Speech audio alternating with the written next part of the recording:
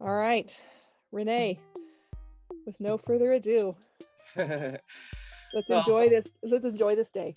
yes, let me share. Well, first, just let me say thank you for everyone who has come to witness this process, and a big thank you to my committee members. I'm so grateful, my family who is here, and the community members and friends, and particularly the co-founders of I Am More. I would not be here in this room doing this presentation without you. So the title of my dissertation is In My Power, I Am Power, Moving Black Youth from Spirit Murder to Emotional Emancipation. And this is a journey that I'm going to take you on. But first, I would like us to honor the land that we are on. I would like, as I often do in my interaction with young people, very participatory.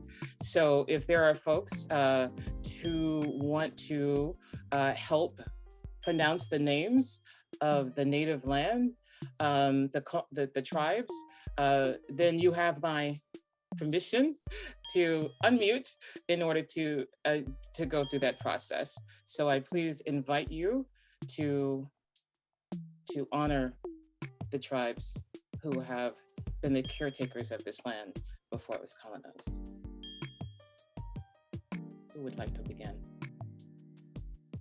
Noma.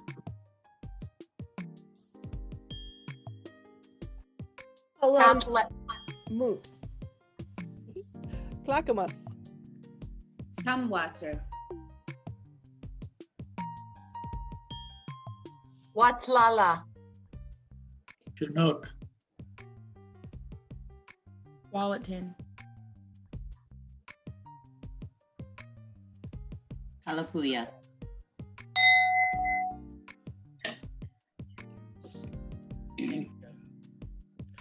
So I'm a little nervous. So I'm going to start. I've had to listen to this over and over again just to calm me down.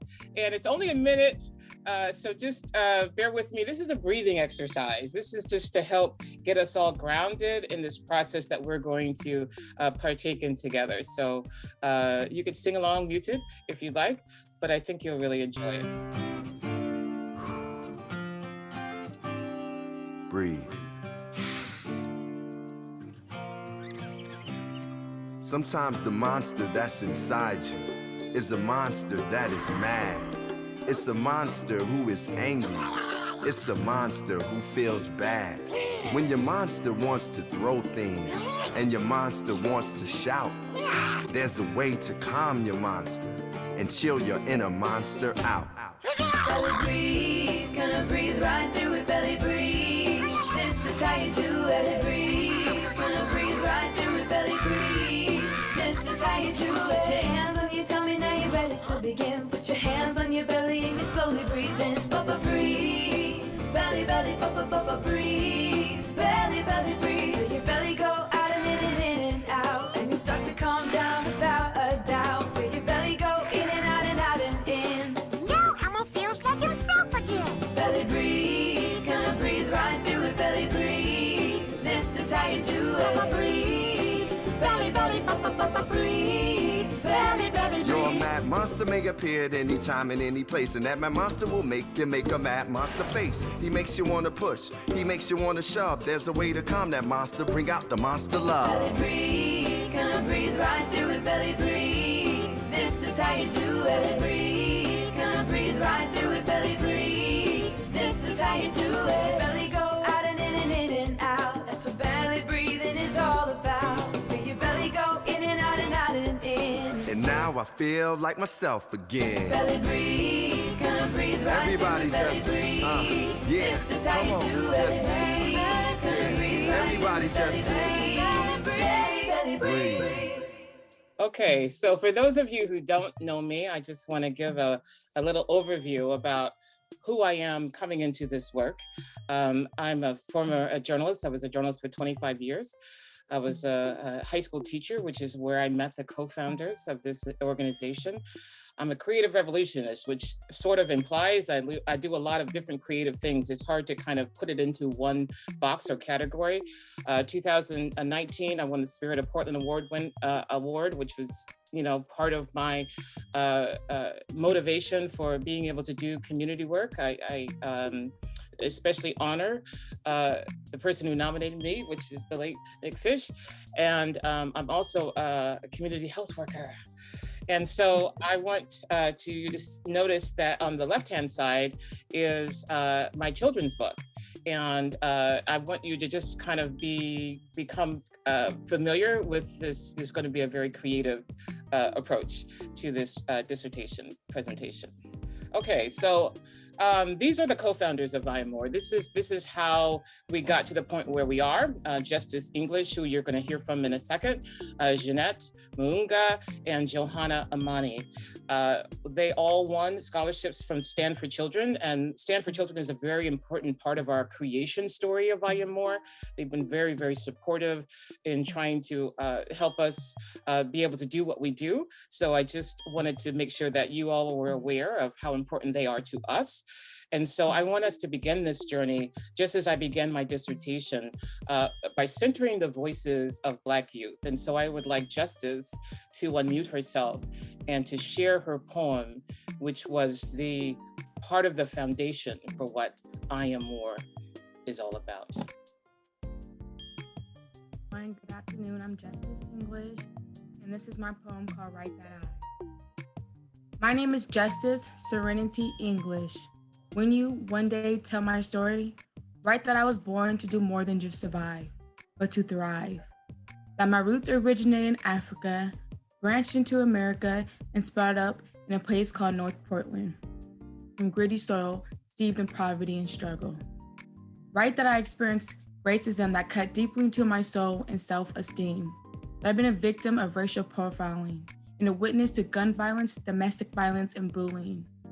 Write that I've been homeless, penniless, and desperately hopeless. Even as a teenager, I knew what it felt like to work from the early morning, late into the night, running on fumes of energy so I could help feed my brothers and sisters. Tell them that I went to Roosevelt High School. Even after I was pushed out of my own neighborhood, I still traveled for hours each day on the bus at Max to arrive at a place where I would find my own value. From teachers who saw things in me that I didn't even see in myself. Teachers who loved me, who cared about me, who encouraged me to use my voice for positive change. And tapping my passion for social justice and become an activist. When you talk about my grooming at Roosevelt, tell them no, there's not just one dominant race, not just one gender, sexuality, or even a perfect person, but a diversity of mixed breeds showing you an example of how society should be. And that unity is possible, unity is powerful, and unity is essential. Tell them instead of just letting go, I invested my time in a place that taught me knowledge and the belief in myself to achieve more than what others thought I could and go further than the circumstances that will tell you otherwise. Say that I had the self-confidence to correct my interpreted story, that I breathe in the fumes of possibility and now I represent Black excellence.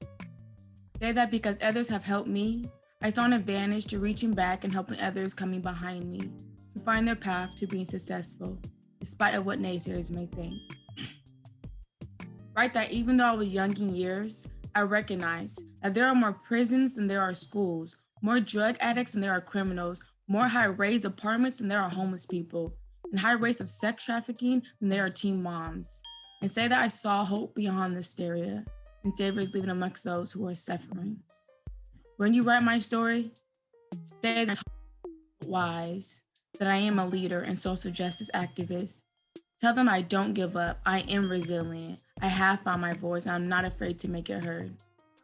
Say that I'm not in prison because I have received opportunities. I pursued my purpose by choice, despite circumstances I would tell you otherwise.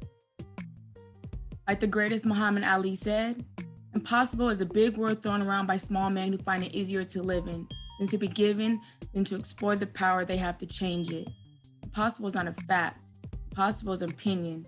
Impossible is not a declaration. It's a dare. It's potential. It's temporary. It's nothing.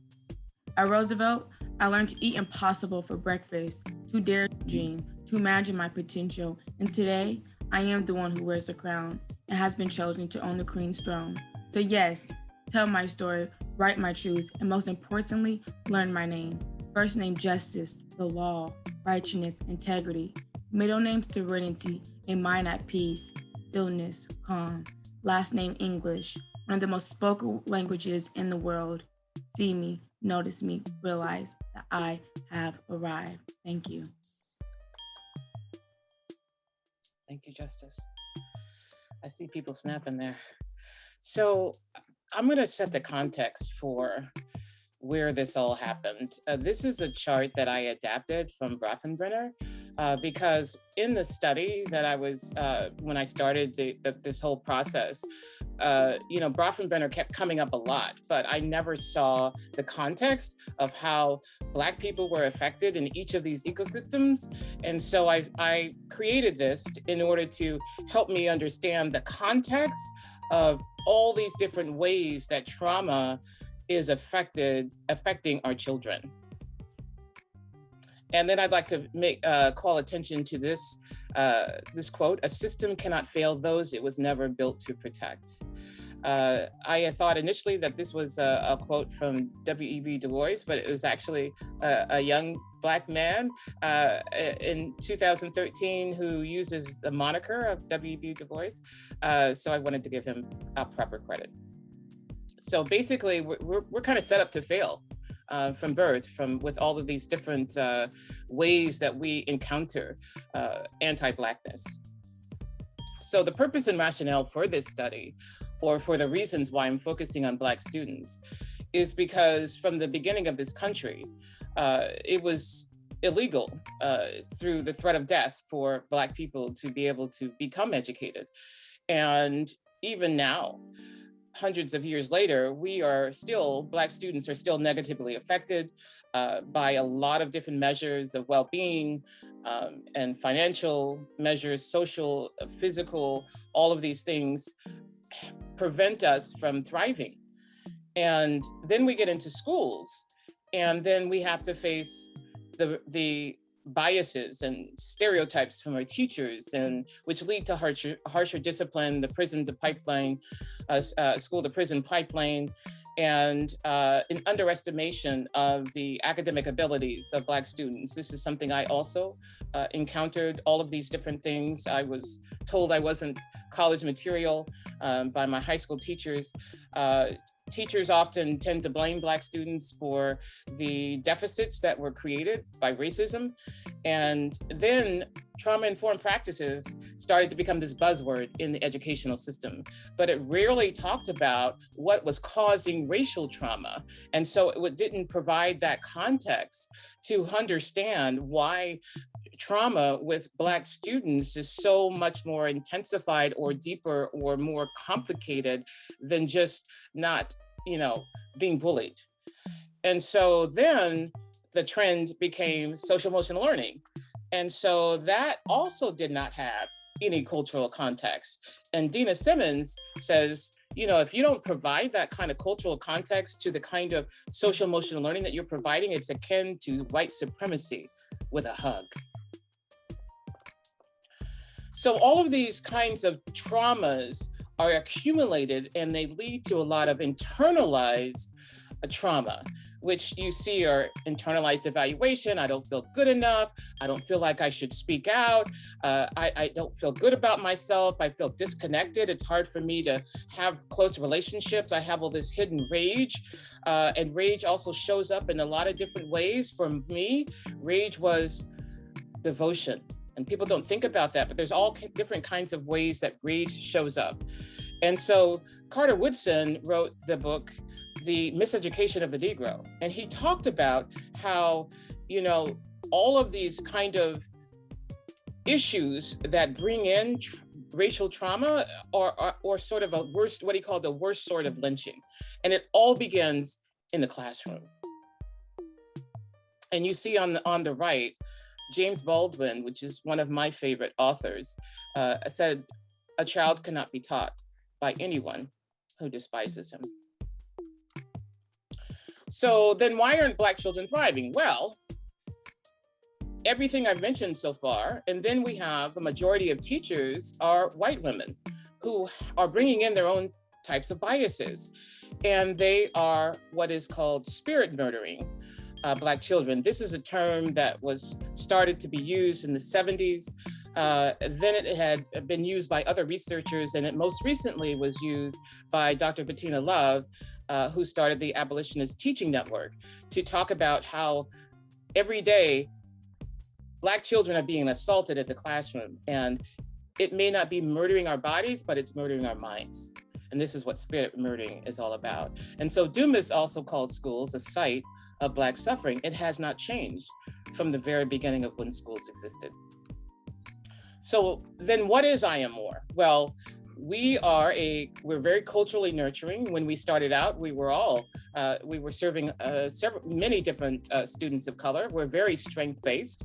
We're community-based because of schools being a site of suffering.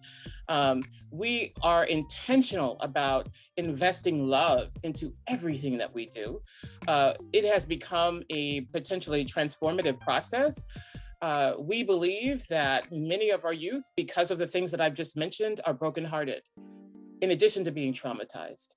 And so we want to address those things through our programming, and so they can move through the world with joy, with empowerment, and not only helping themselves, but as Justice mentioned, and you're going to hear more of, they also, once they're grounded, they want to help others. So this is what I Am More is all about. So when we first started, we didn't really know what we were going to do. So I have to take you on this journey to understand where we're going to end up. So we evolved and we shapeshifted. We started the acronym. From my perspective, I was trying to create all these experiences for them that they could build their confidence and build their opportunity to learn leadership. And so we started using Making Other Resiliency Building Experiences as the acronym. Then as youth started to really kind of get grounded in who they are, we changed the acronym to Making Ourselves Resilient Every Day. So basically, adults have their promise that they keep to youth, and youth have their promise that they keep to adults. And so this is like not only an acronym, but we call it a youth-led movement, to be able to help spread this to other youth. It's a commitment to ourselves, it's a commitment to each other, and it's also a declaration. I'm going to be resilient. Not only that, but I'm going to help other people be resilient. So how do we work? Well, what we do is very intentional, and a lot of this kind of evolved. We make sure we capitalize on their strengths, right? We understand that like an acorn, you don't have to tell it, go be a tree. Everything that acorn needs, if given the right grounding, the right nurturing, it's going to grow into a tree. It's already there. And so we feel like that's what students have. They have what they need within them. But when they are in schools and people are focusing on all of their deficits and all of these things outside, that isn't always recognized, all of that our students are bringing to the table. Also, we make a point of understanding, because again, you have just heard to kind of the setup of what trauma is. We know that their negative feelings are justified. So we're not going to tell them, oh, don't think that way, don't believe that way, or get over it. We're not doing that. But often that happens in school. It's where their experiences are discounted, they're ignored, especially their experiences with racism. So we want to create the conditions for youth to find their own self-empowerment, and we want it to naturally occur. We're not telling them what to do. They're evolving into their own strengths. And so we are never the hero of their stories. They are the hero of their own stories. We just create the conditioning for them to start to understand that. We affirm all students' culture. We encourage, and every time a student goes up to speak in front of a microphone, to use their native language, especially if it's outside of English, we want them to embrace every part of themselves. And so that is not what happens in school. You have to look a certain way, dress a certain way, respond a certain way. But at I Am More, we see young people as leaders. And all we need to do is nurture them enough to understand for themselves that that's what is capable, that's what they're capable of. And then we provide opportunities for them to share their wisdom, because they are the experts of their lives. We also pay them for their expertise. And so that is how I Am More kind of really started to understand what exactly we were doing. Is we were providing opportunities for them to really inspire and empower others. What you see in a lot of other youth development organizations is they give a kids a script, or they tell them what to say, or they have to memorize something. We don't ask our young people to memorize anything because everything is out of their own experience. So this is the roots of our evolution. This is in January 2019. This was our very first presentation at the Martin Luther King Annual Tribute. We came together for a couple weeks before and just kind of figured it out, where we weave their stories in together. This is the first time all of them have ever told their personal stories in public. You could tell they were very nervous. It was a big room, it was a huge church, lots of nervousness, you could hear it in their voice, but they worked past that, and it became this transformative experience because adults were coming up and saying, in tears, and saying thank you, and wanting to hug them and just be around them and just appreciate them for sharing their story. We also started doing more of presenting at Portland Public Schools classified staff. We started training. We started being asked to train them through youth telling our stories. One of the first things we did also is we partner with Portland State University with their Gear Up program, and our students led their own workshop. I led the workshop with one of the workshops with the adults, and they led the workshops with the students. So this is giving them opportunity to really explore their own possibilities. We also did, when we were at Roosevelt, a lot of times we were at a school, a low-income school, the most diverse high school, and other people outside of us really determined who we are. They created our narrative. And so this was about, let's define who we are. Let's define our own narratives. And this is the kind of thing I Am More started doing more and more of. We also transferred their journeys into art. So instead of taking something that could be seen as negative, and we switched it and made it art. And so trauma, we changed even the words of that and made it AMU art, amazing methodology of art. And so students started seeing this and they were like, I want to tell my story. I want to tell my story. And so we started creating these other opportunities. This upper left-hand corner, we had taken our youth to New York City. This is horse-driven carriages, and we went down Central Park. Many of them had never been to New York before.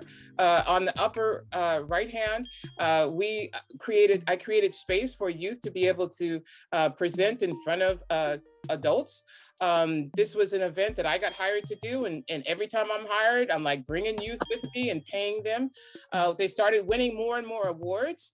And this at the far right corner is Jeanette and Justice, who were speaking at the Portland City Club, testifying in front of the microphone. So they got all of these opportunities. So in less than 3 years, we became the only organization to win 2 national awards for our programming, specifically social emotional learning. We were also cited in an article written by Vanessa Wilkins that talked about Finland's superior school system, and I Am More was the only example that was listed as an American example of educational excellence. And we also took 6 youth to Philadelphia to perform at a trauma-informed conference. If I could have everybody mute, please, because I'm hearing feedback.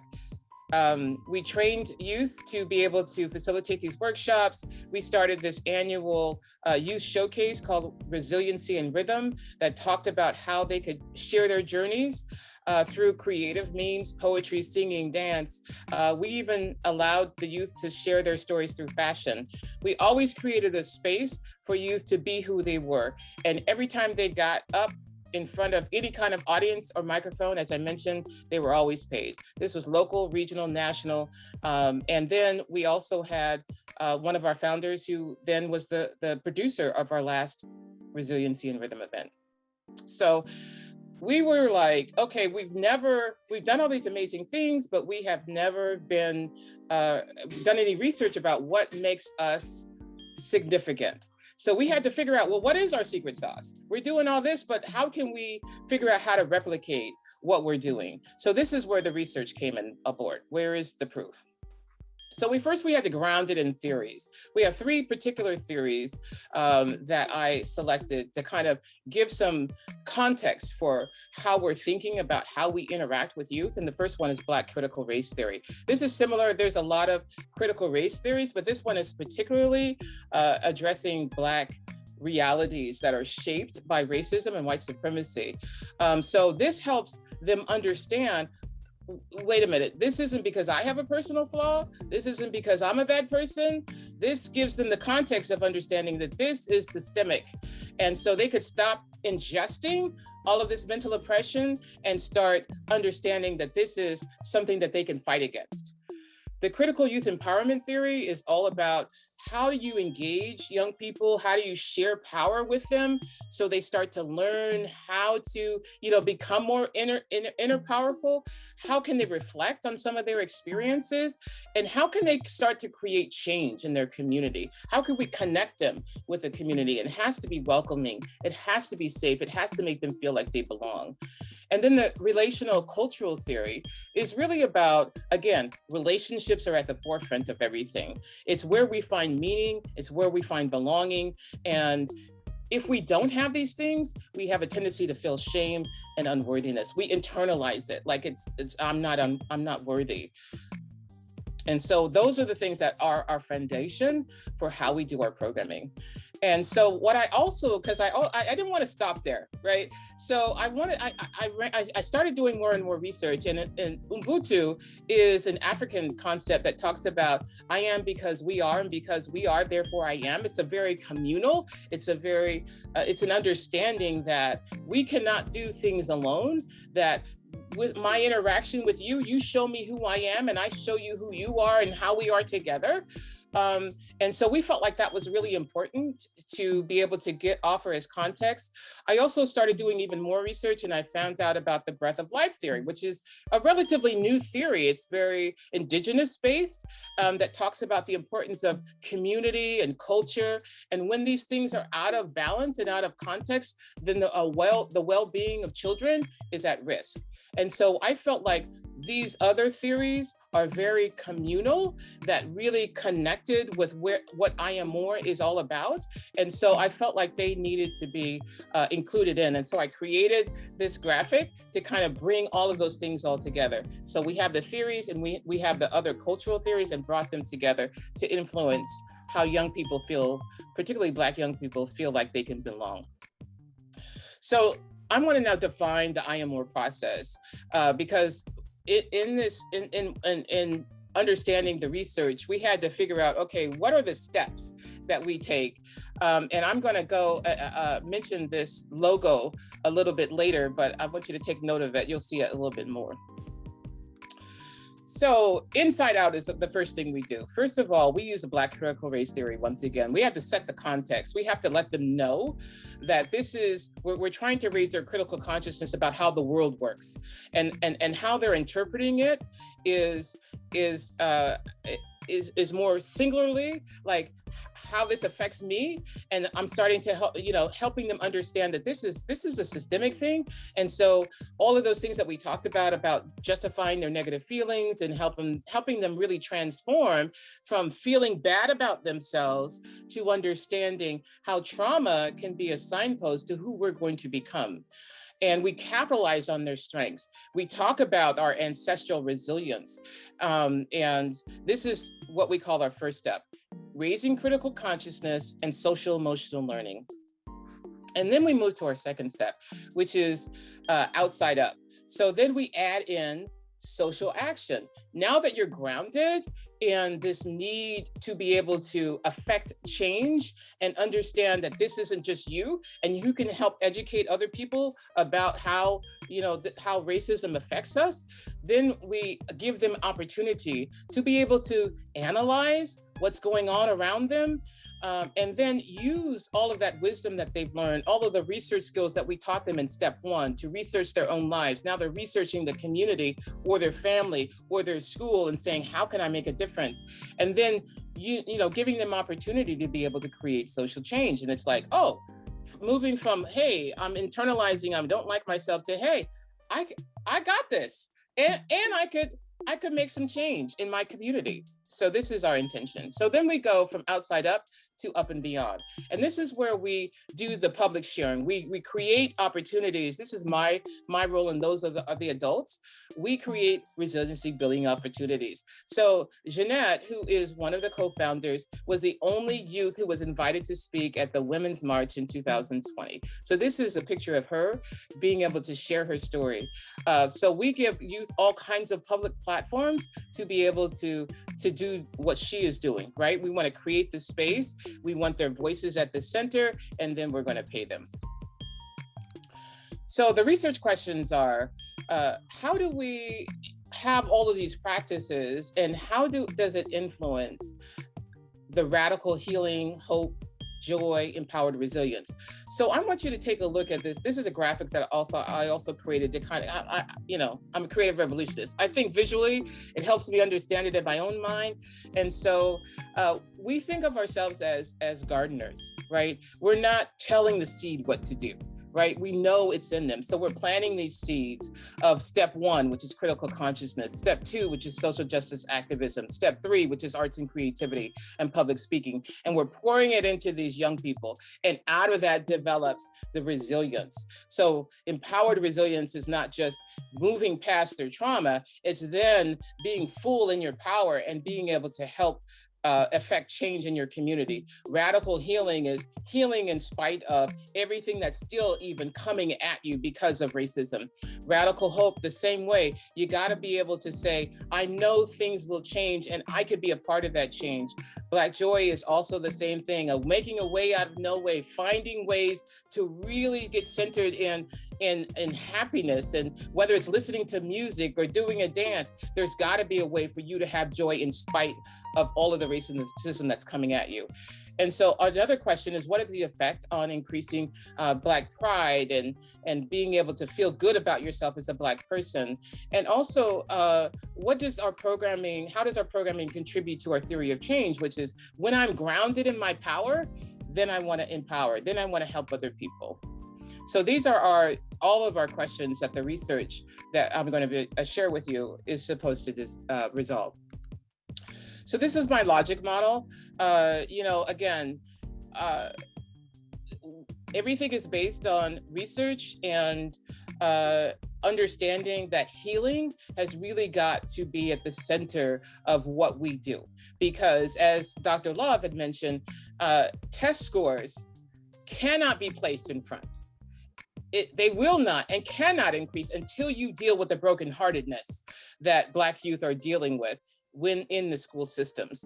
And so we're trying to give them agency, we're trying to give them a sense of belonging, affect their emotional well-being, understand that they can increase their resiliency. And we do this through a very cultural lens, using mindfulness, using project learning, understanding all the different ways of the ecosystems are affecting their lives, affirmations. I mean, all of that is a part of and embedded in. And we feel like once you do this middle stuff and this far left stuff, then those things like school climate, behavior in classrooms, they're naturally going to improve, but you got to start first with what's most important.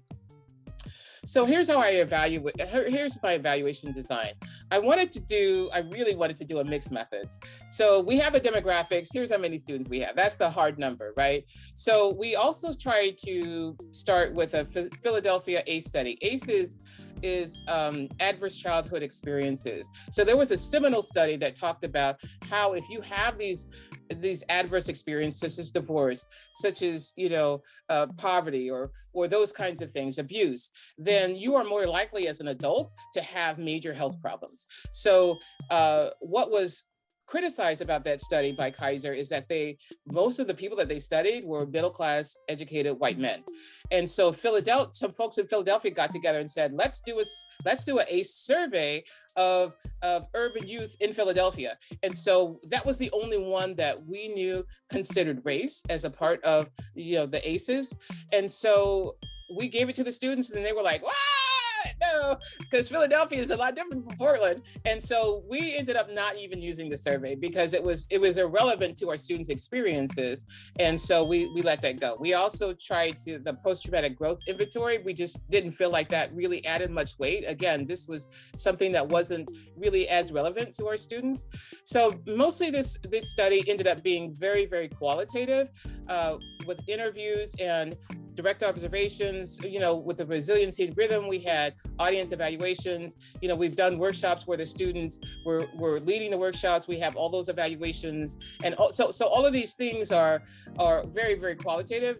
And so that's what we based our study on. And so are the stakeholders.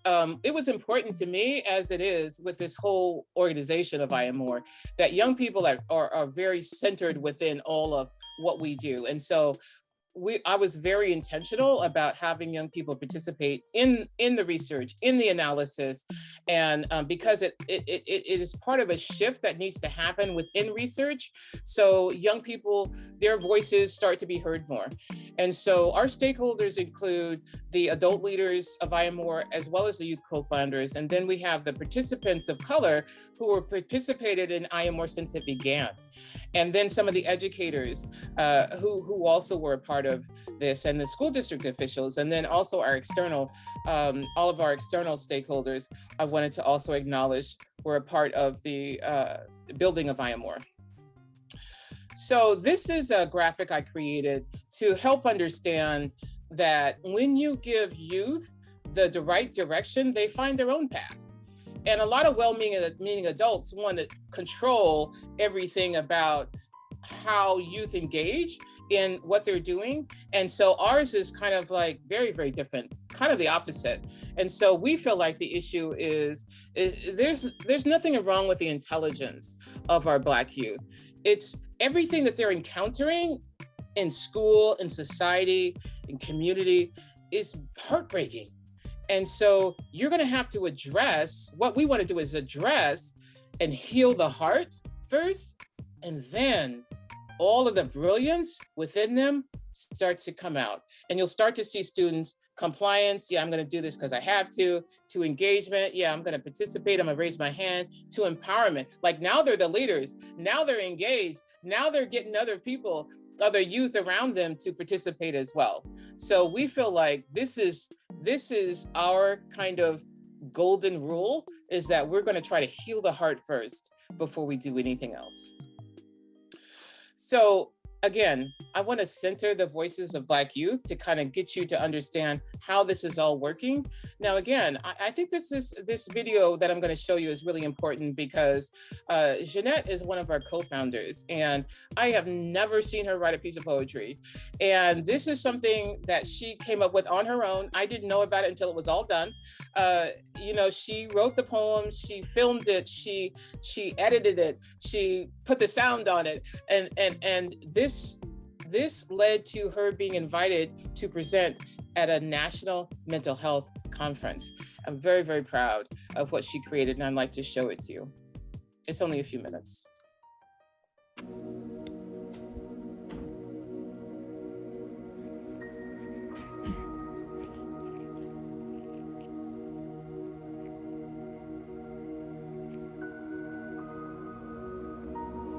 When the world unravels before you,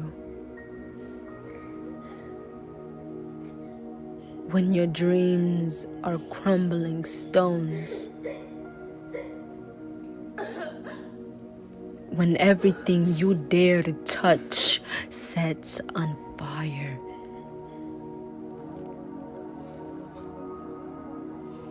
And all around you is ash and smoke.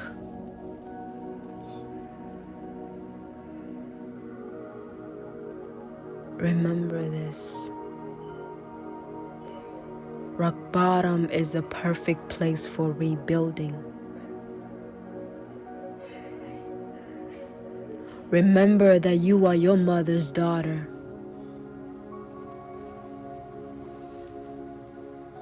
Your grandmother's answered prayers.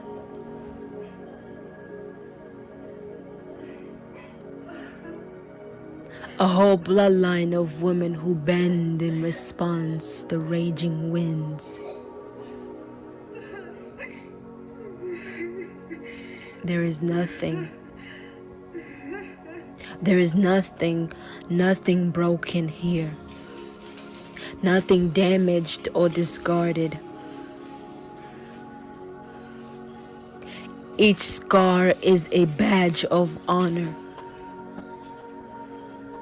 Every misstep, a victory dance waiting to happen. You are women becoming, learning the complicated language of forgiveness,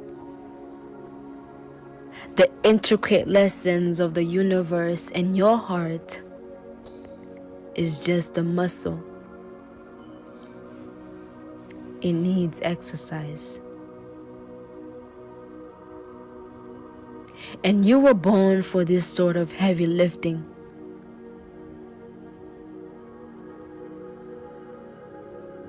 You were born one part saint, one part warrior woman.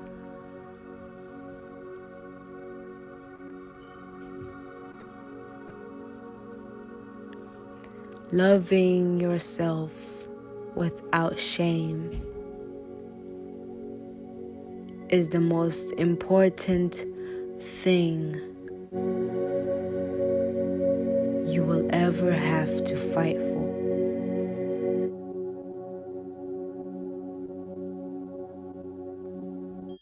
I'd also want to share some of our findings. There were multiple pages of the quotes from as I mentioned, the stakeholders. We talked to the students. We talked to the principal of the high school where IAMOR began. We talked to the school district, a couple of school district officials. We talked to a teacher who helped some of IAMOR's programming watch the students. And then of course, we talked to the young people. And so I would like to make this very participatory, which is why I put them in different colors. And if there are people in the room that could, especially from our dissertation committee, I would like you to read them out loud and just choose one, and then we'll keep going on with the other quotes. She's one of the students who kind of stands out to me the most, as somebody who had just gone through just an incredible transformation from the young person that I remember, who was very sweet and very, very shy or withdrawn. Through being connected to I Am More, she became, I don't want to say a completely different person. She probably became the person that she actually is, a strong, powerful, clear, courageous young woman who was able to be both vulnerable and strong, and who just kind of entered into the world from a place of strength that I definitely did not observe before. Thank you, Julie. I want to be able to make sure everybody, including myself, is able to always be will always be able to bounce back from whatever they go through and not letting that define who they are. Thank you, Nancy. That was one of the student responses. We oftentimes have this paradigm first that our young people are somehow broken. They're missing something. And then we bring a program or a person who's going to fill that gap. And instead, I think your approach says, I know there's strength inside of you. And that what we're working through is really just bringing that out, helping you connect with that, and then you sharing it with others. Thank you, Rhonda. Before I am more, I, as a white person thinking about the Black experience and the Black struggle, I think the main thing that I was missing was recognizing the resiliency of Black people, to see the ways that Black people still thrive and find joy and are insanely creative and are so motivated to continue fighting for change. It's just incredible. Thank you, Dr. Joy. It's been a hard journey, but during this time, I can say that I Am More has given me something to believe in. Honestly, if I can imagine my life without I Am More, I would say that I would be this close to giving it all up, honestly. It has given me hope to say, okay, not all things are bad in my life. I can say, okay, I'm grateful about these things, and practicing gratitude has been something that has brought light to my life. I'll read the last one. I Am More helped me realize that if I wanted a different life, if I wished that things were different, that it was up to me to start doing the work. Thank you for reading those and participating. This is just only a few of the pages and pages of responses that we got. So all of these kind of lead to our theory of change. Again, this is something I designed to kind of help me understand the process. And so first it starts with trained and caring adults. They don't necessarily have to be Black, but they definitely have to have a love for melanin children. And so that is at the root of everything that we do with I Am More. And it's also very culturally relevant. We start with the research theories, of course, and then we add in social emotional learning, trauma-informed practices, social justice frameworks, and then ancestral wisdom. We connect them back to Mother Africa. So then we take the Black teens and we put them through the intervention, the 3 steps I mentioned, inside out, outside up and beyond, and then they bloom with empowered resilience, radical healing, radical hope, Black joy, and then that leads to our impact, which is our theory of change. In my power, when I know who I am, when I am grounded and my heart is no longer broken, then I empower. We have this phrase that we say, we rise by lifting others. It's not something we often have to mention because it's a natural evolution of what these young people want to do. And so this next thing is an example of that. When I first met Jafetti, he was like he is in the top, always wearing his hoodie. Sometimes he'd have it tied up to his chin. Kind of shy, soft-spoken, but I knew that there was something in him. He wanted more, and he wanted more out of life. And now this picture underneath, you see him smiling and it's so genuine. He started, this video is only like a minute and a half, but it really captures the whole essence of the I Am More journey. Again, just like Jeanette's video, I didn't know this was coming. I didn't tell them to do this. I had no idea. Again, we are master gardeners. We just create the ground for them to develop anything that's inside of them to come out. And so again, this shows our theory of change. So this is just about it. This is not very long. We saw how the world was being affected by the killing of George Floyd and Breonna Taylor. So we created a brand that unites and empowers individuals. What makes us different is we plan to give back to the communities that support us. We are proud to be different.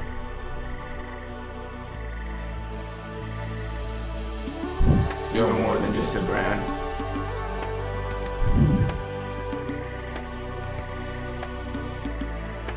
We inspire people to bloom out of their cocoons in a world that's constantly trying to make them conform. No one should tell you what you can or can't do because we are all unique. We realized the only way we can be happy was if we chased our dreams. So we carved our own path and we decided to do the things that make us proud to be ourselves. My name is Joseph.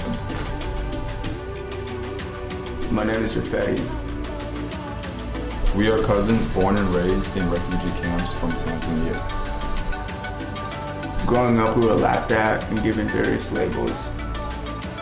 We rejected our culture so that we could fit in with everyone else. They continued to put us down so much that we started believing in their comments to the point where we didn't want to be African anymore.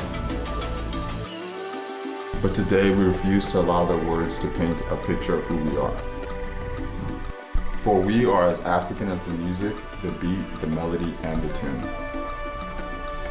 We are proud to be us.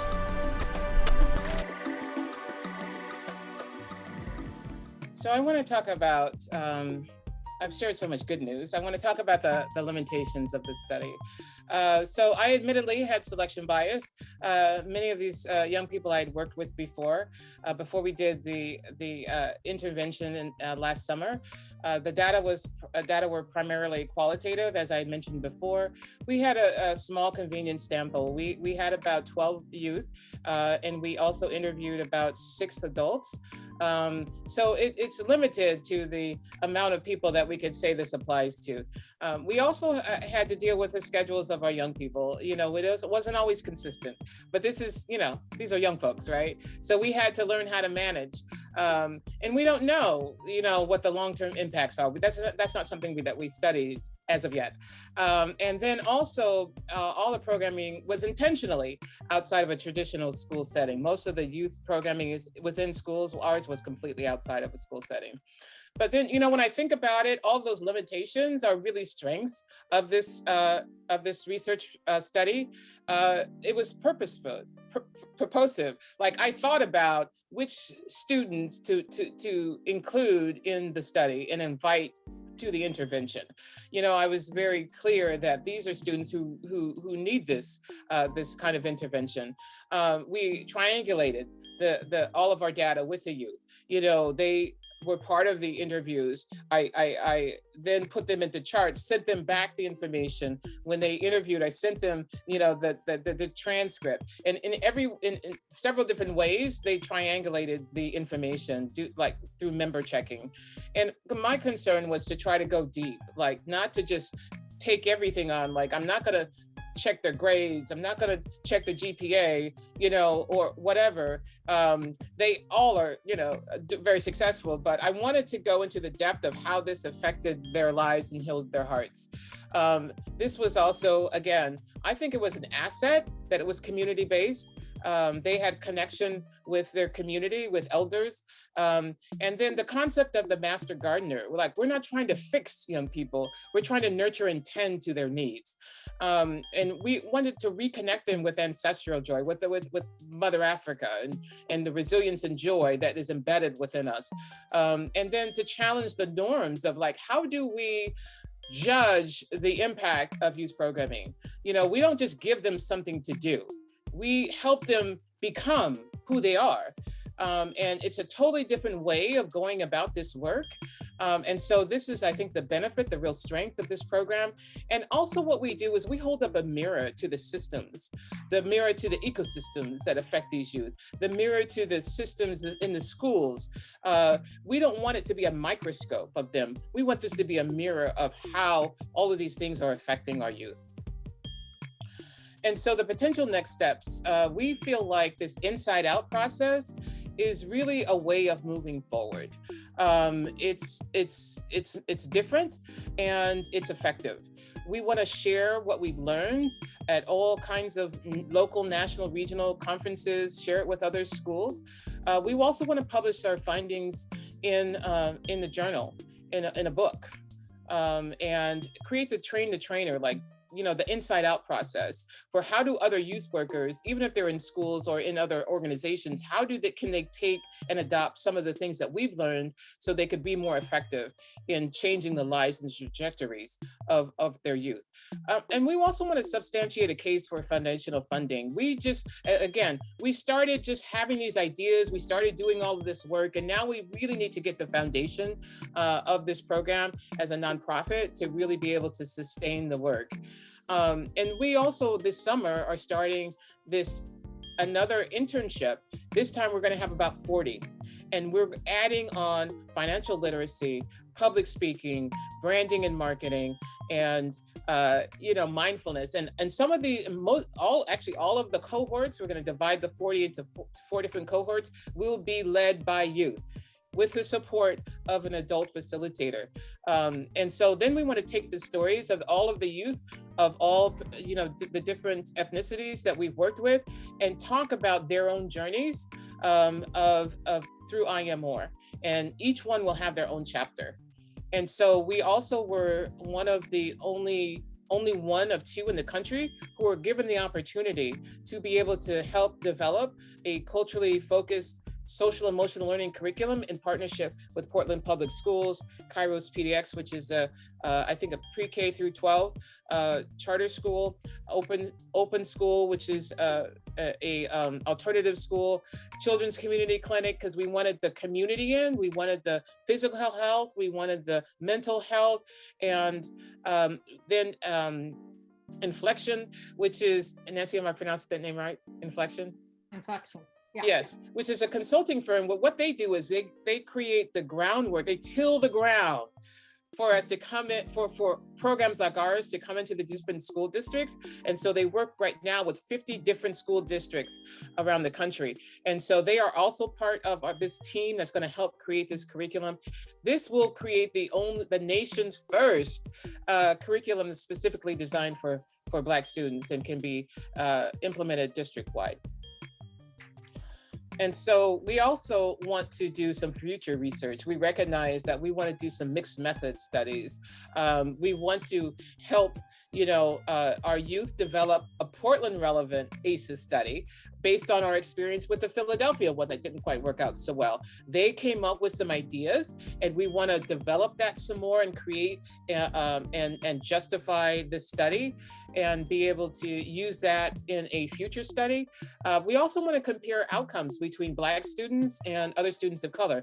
We did start with other students of color. We had a mixture of students, and so we know this benefits all, but it would be great to compare the different benefits that they experience. And also, we intentionally stayed out of schools, and we want to be able to at some point compare, well, what if we were in schools? Like, how could we shape this, and how could we compare with what we do in the community with what we do in schools? We also want to think about long-term, this is very long-term, to start having youth as part of maybe their social justice project, go through existing youth development organizations through the critical lens that they now have, and say, are you really serving me like you're supposed to? And being able to raise those issues from the mouths of youth. This is part of the impact. And we also, as I Am More and the youth that were involved, we started a Spreading Black Joy campaign. We also want to determine what the impact is of that and have youth be the evaluators of that project. So I've come to the end of my presentation. This is, a group of youth who were initially starting with us with I Am More. Some of them are there. They're open for also questions and to comments. So I'd love to just open up the floor. Julie, you can just kind of direct this and let me know. Absolutely. So thank you so much, Renee. And I know it's really tempting for everybody to unmute, but don't do it yet, please. We try to keep dissertations to about 30 minutes. I did give Renee permission to go longer. She did warn her committee members it might be a little bit longer.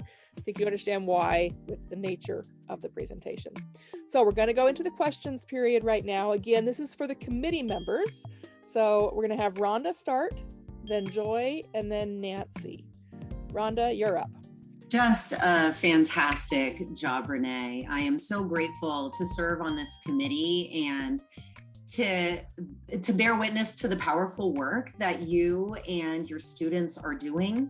I am touched beyond belief. And I have to say that this is the first dissertation defense I have attended that included actual student voice and actual group participation and teaching from Sesame Street, so thank you.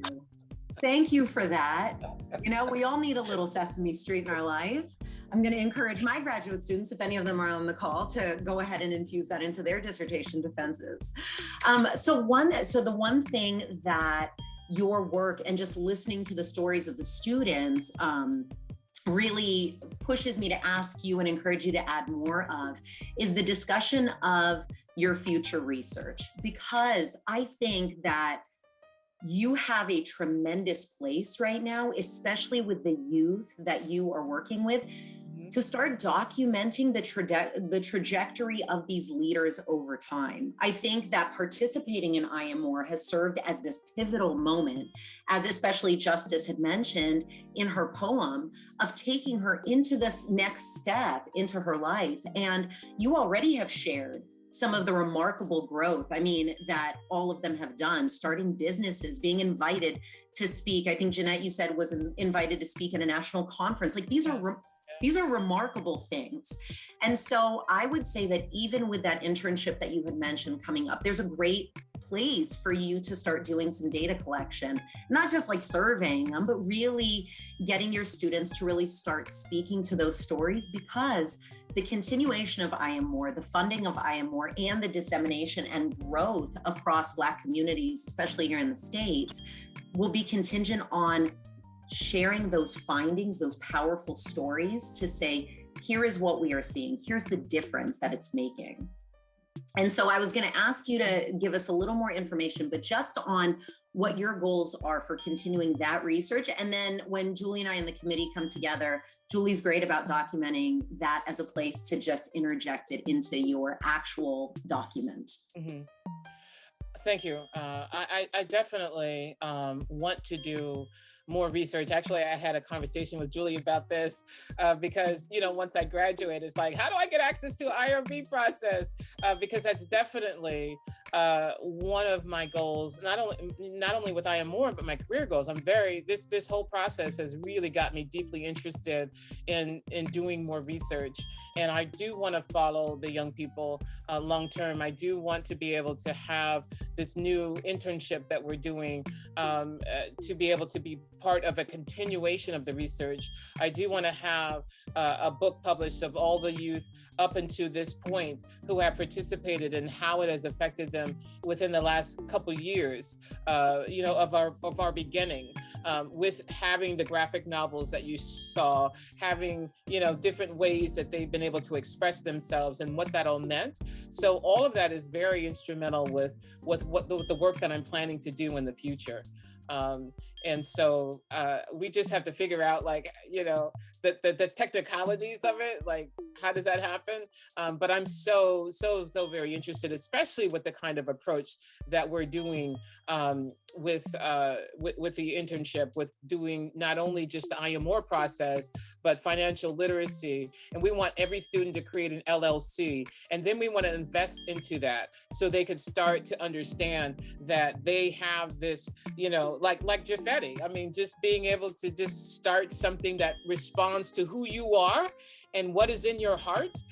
We want to continue to encourage that. So Jaffetti will be one of our facilitators, talking to them about his process during this internship.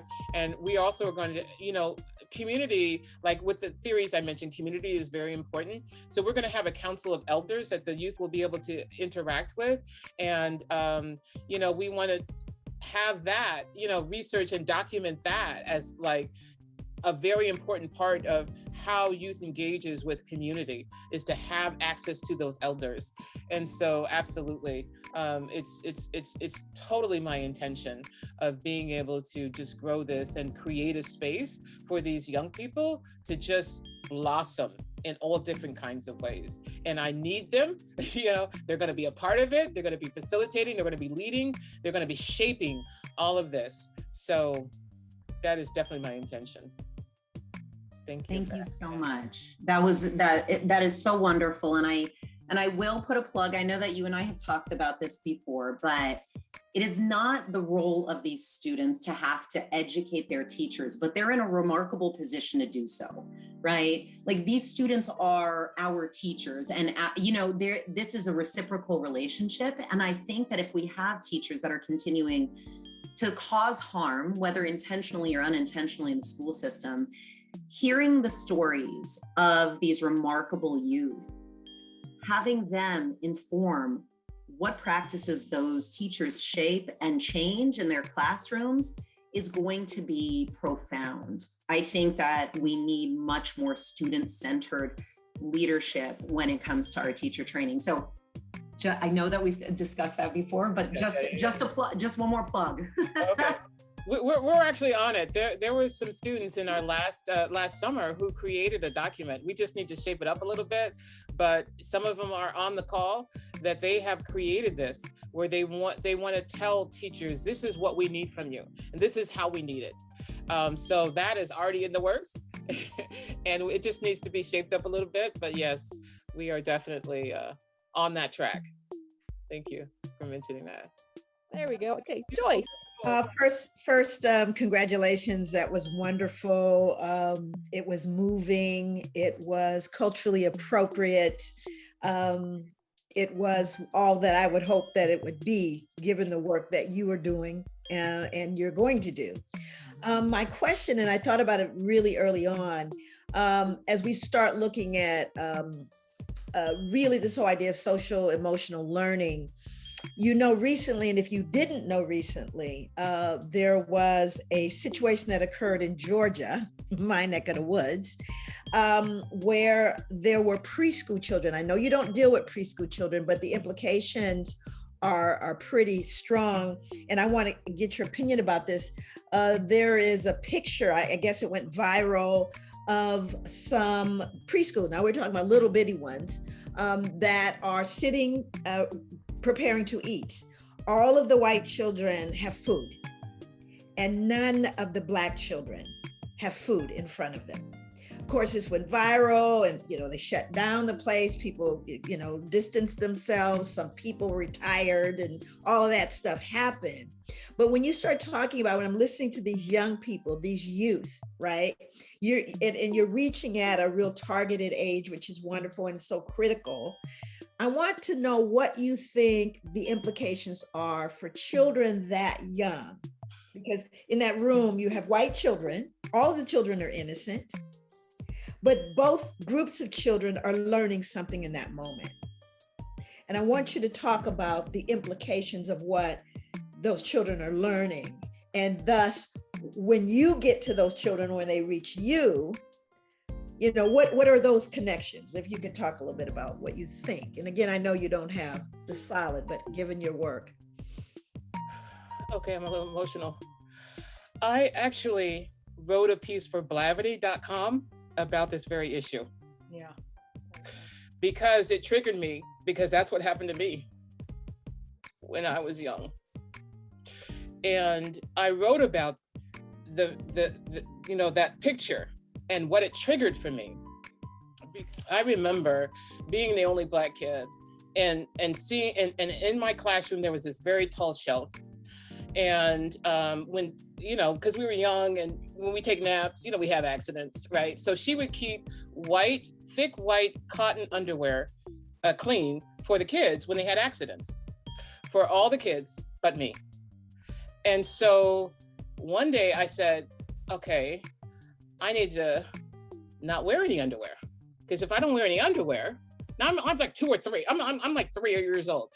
If I don't wear any underwear, I'm gonna have to sit in all this wetness, because she's not gonna change my she's gonna make me sit there in it.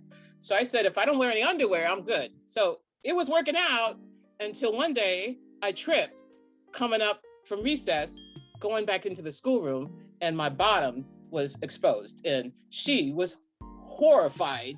And so I was punished by my parents because they thought I was being fresh, but I was trying to outsmart this racist teacher. And so, but nobody asked me why I did it. I was just punished. And so now I want to remind you of the picture when I first was talking about who I was and the children's book.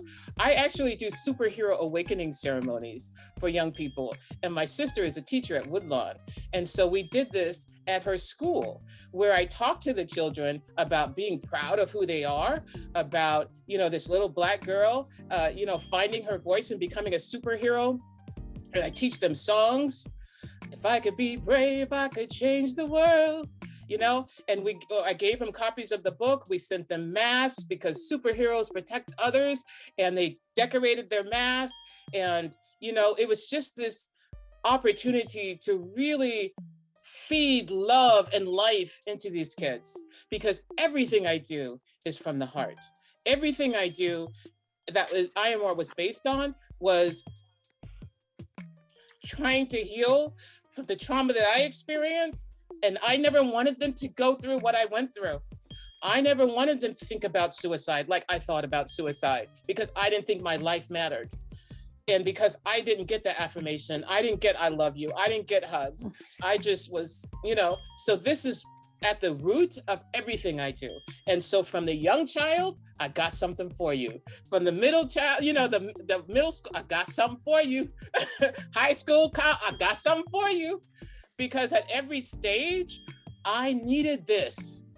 I needed someone to tell me you matter, right? And so it's interesting that you bring that up, because it's like, got that. I wrote the column, they're gonna run it this week. And I talked about, also the influence of my father, because that was what my thinking was. My dad was part of the Poor People's Campaign. He got the city, we lived in a low income neighborhood. He got the neighbors together to give us our first neighborhood park called the Martin Luther King Jr. Park, right? So my dad made stuff happen. People come to our house all the time, ask them for money, ask if they can have something to eat, so that was my thinking. So when I was experiencing this, I didn't have words for it. I didn't understand it. And by the time I had recess, I forgot about it, And so, but I knew I was trying to think like my dad would think. I got to solve this problem, and that has been the thing that has empowered me for a lot of my life, is like, he was an example, my mom was an example, of how do I take the experiences that I've had and make it better for other people. So I got you. Wow. I had no idea. And I appreciate you really speaking that truth in that way. I think that's part of what we look at symbolic imagery in your storytelling, right? And how important to have that narrative of lived experience, because it triggered me too. When I saw it, it triggered me for a number of reasons. But something is even pre-verbal, because the children were unable to even articulate to their parents what had happened. So they internalize shame, which is what they say, what have I done wrong that I don't get the food? And the little white children are like, we're special, and we know for certain we're more special than them. Right. And so it gets seeded so quickly. And so your work is so critical in really beginning to stop that harm. So I really appreciate your story and that you've leaned into that. Thank you. Nancy, you're up. Thank you. First of all, Renee, I told a number of people they needed to be at your dissertation, that it was going to be amazing, and it was beyond amazing. So thank you for your incredible work. And I really do want to thank you and the youth who created I Am More. It's important to youth, it's important to adults, and it's important to the world. So thank you. And not only the co-creators, but all the youth who have participated in it, the youth who are telling their stories. And I just want to say, I saw Justice read that poem in front of a Senate committee, and everything else that was said there, nobody heard except what Justice said. And we heard her, and she got a powerful message across. I get to be on a committee with Jeanette, Arts Committee, that you're on too. And I've saw the incredible work she's done on that committee. And both Jeanette and Jaffetti I hired them to work with a youth council that I get to work with, and their stories for these youth who are just finding their voices was absolutely amazing. So thank you so much, not only for this great day, but for what you're creating. It's so critical, which sort of leads me to my question, which is, and you talked about it, it's like, so how do we replicate this or make it so so many other youth have an opportunity to really have the inside out, outside up, and beyond experience? And I just like to say, I actually have two questions, but this is my first one. Where do you think would be the best place to start to build the capacity the most. And I know youth is going to be involved in this with you too, but if you could only, where's the first thing you think you would do to really be able to create the kind of replication this deserves and is needed? One of the things I'm starting with is actually providing some training with youth development organizations in the community. Because we cannot authentically do this work unless we do the work with ourselves, unless we heal ourselves from the trauma that we have experienced. And there aren't very many places where adults, Black adults, can really deal with all of the stuff that, I've shown you that our young people go through. We've already been through it. Like, we've had years and years more of it. And so we've internalized that. And until we learned how to process that, and I introduced them to this chart this woman had created, Ruth King, who wrote the book Healing Rage. She has a chart that kind of differentiates different types of hidden rage. And as I mentioned, mine was devotion. It's very, very eye-opening. And when we led the workshop, I believe it was a annual workshop with the Trauma Informed Oregon. And we did this workshop around this. That was the first time that they had an experience of somebody giving them a safe space to really understand their own trauma as well as their generational trauma. And so that's part of the work that I'm trying to do, because I need to set a framework, just like, the organization that's part of our team is tilling the ground, right? So I need to till the ground a little bit, because I can't just give you my programming and then you are not healthy, like mentally, because of the trauma. It's going to come up. It comes up in our parenting. It comes up in our interaction with other people. And so I need to do that work of helping adults really access, some healing, so they can be more effective, and then bring the I Am More programming to them. So that's my intention. And the first things that I'm trying to do. And I've already started doing this. On Thursday, I have another one with a Family First Foundation. I'm doing a Healing It Starts With Me workshop, because this is what I'm all about, is about the healing. And anyone who wants it, I'm there for that. And so also partnering with other, folks who are interested in, having this approach, making myself available. But it's our baby, so I want to make sure that if I'm handing it over to you, that you're healthy enough to take care of it.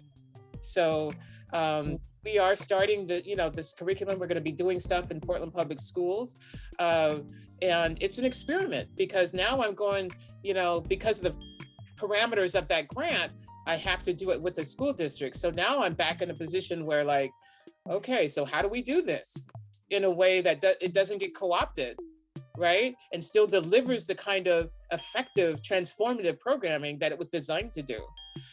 So all those are good questions that I have to consider as we move forward.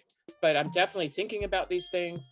How can we best, be able to take this not only around Oregon, but also around the country?